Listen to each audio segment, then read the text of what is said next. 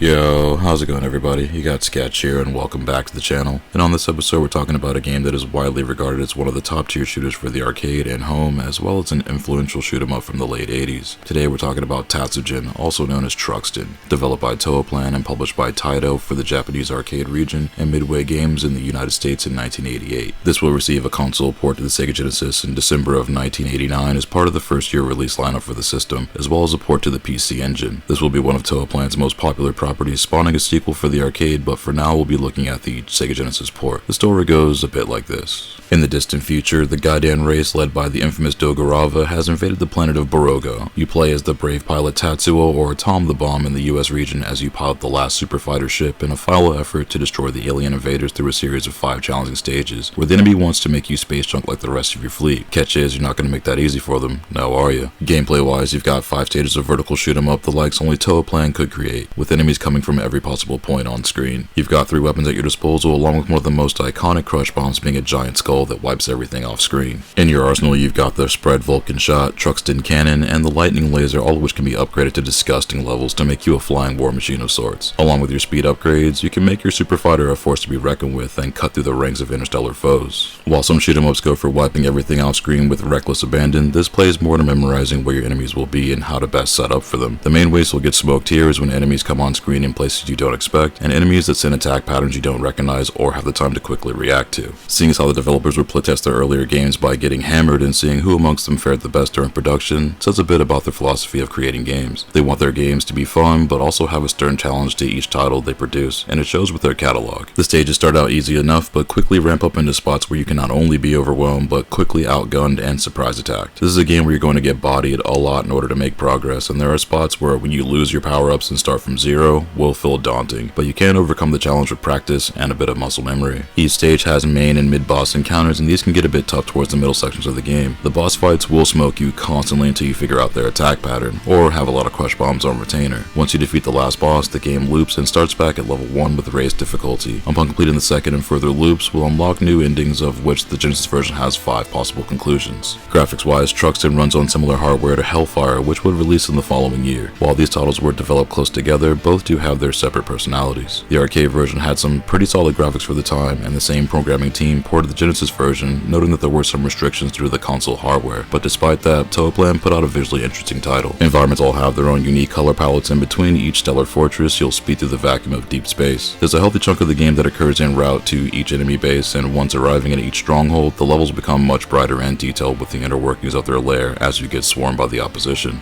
Visually, there's a decent balance between sections, and it definitely gets more interesting once you get to the back half of each level. Enemy designs are all over the shop, and there's some pretty good variety of interstellar ops to smash. Even the basic enemies have nice detail, and sprites are generally large and pronounced. Boss characters are also heavy pieces of mechanical mayhem that often dwarf your super fighter, and will smoke you just as quick with their attack patterns. The attention to detail when mid and main bosses take damage is also pretty sick, with how sections catch fire leading up to their eventual destruction. So for an early Genesis release, this has some pretty good stuff going on here. Once you complete each loop, there's a total of 5 different endings to achieve, and with the increasing difficulty triggers another piece of the final narrative. Even with the first loop ending sends an ominous message to players saying that they'll get you next time as the next loop begins. Those brave enough to go through all 5 loops have my best regards, since that will be quite the challenge. It's cool to see the feature of multiple endings increasing replay value to potentially see everything on offer on the back of an already solid shoot 'em up. Sound wise, Truxton has some pretty decent audio and a soundtrack that will get seared into memory from composer Masahiro Yuge. When the music kicks in, the action goes mental and the backing tunes are catchy despite sounding thin in a couple spots. The tracks for stages 2 and 5 both stood out, along with the tune to stage 4, which meshes well with the on-screen carnage of entire fleets trying to delete you. The boss encounter tune is also a belter, though it is repeated throughout the 5-stage run.